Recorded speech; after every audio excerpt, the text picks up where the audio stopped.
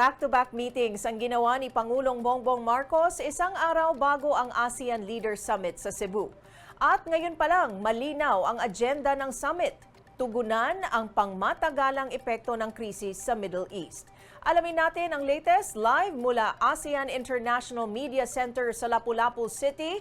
May report ang aming lead news correspondent, Tristan Nodalo. Tristan? Menchu, nagsagawa ng trilateral meeting si Pangulong Bongbong Marcos kasama ang mga leader ng Thailand at Cambodia isang araw bago ang ASEAN Leaders Summit. Mahalaga ang papel ng Pilipinas bilang ASEAN Chair para magkaroon ng dialogo ang dalawang bansa.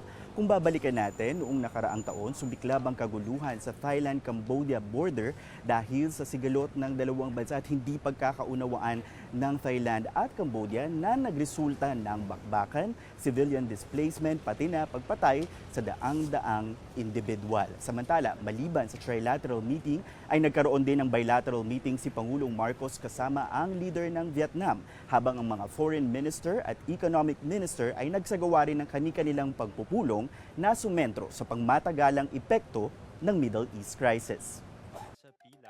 Batid ng Association of Southeast Asian Nations o ASEAN na wala pang katiyakan kung kailan matutuldukan ang sigalot sa gitnang silangan 2 buwan matapos atakihin ng Estados Unidos at Israel ang Iran.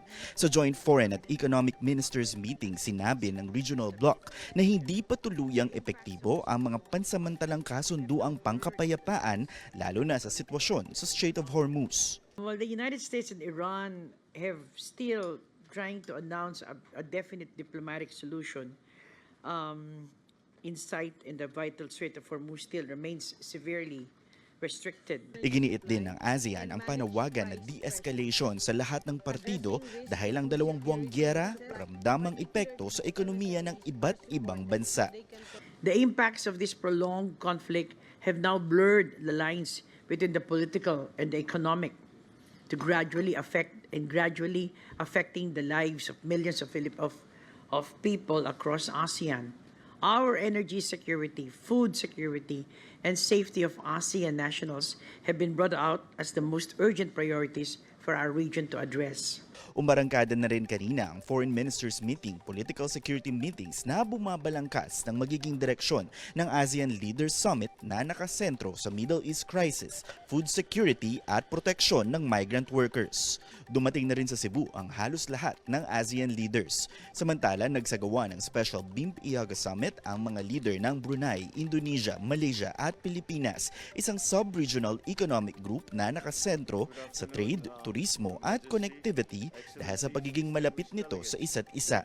Today's discussions highlight key milestone programs and projects that are already making a big difference in our communities, creating livelihoods, strengthening connectivity, and expanding opportunities, especially in the sub-region's growth areas. These successes remind us that regional cooperation delivers its greatest value when it uplifts local communities. Nagsagawa rin ng bilateral meeting sina Pangulong Bongbong Marcos at Vietnamese Prime Minister Lee Min-hung sa kabila ng overlapping claims sa South China Sea na papanatili ng Pilipinas at Vietnam ang strategic partnership nito. Bukas, inaabangan natin ang magiging laman ng joint leader statement ng ASEAN member state, lalo na pagdating sa kanilang magiging posisyon sa krisis sa Middle East. Dito malalaman rin natin kung magkakaroon nga ba ng progress yung itinutulak na ASEAN Petroleum Security Agreement o APSA, kung saan magbibigay daan ito sa emergency fuel sharing ng mga bansa sa ASEAN sa oras na may krisis katulad ng nangyayari nga sa Middle East. Pero maliban sa energy security, food security at proteksyon ng mga migrant workers, inaabangan din kung mapag-uusapan ng ASEAN leaders ang iba pang regional security issues katulad nga ng Thailand-Cambodia border conflict, sitwasyon sa Myanmar, pati na rin ang issue sa South China Sea. Inaabangang haharap din si Pangulong Bongbong Marcos sa miyembro ng media bukas ng hapon. Yan muna ang latest mula rito sa ASEAN International Media Center sa Cebu. Balik sa'yo. Maraming salamat, Tristan Nodalo, nagbabalita live mula Lapu-Lapu City, Cebu.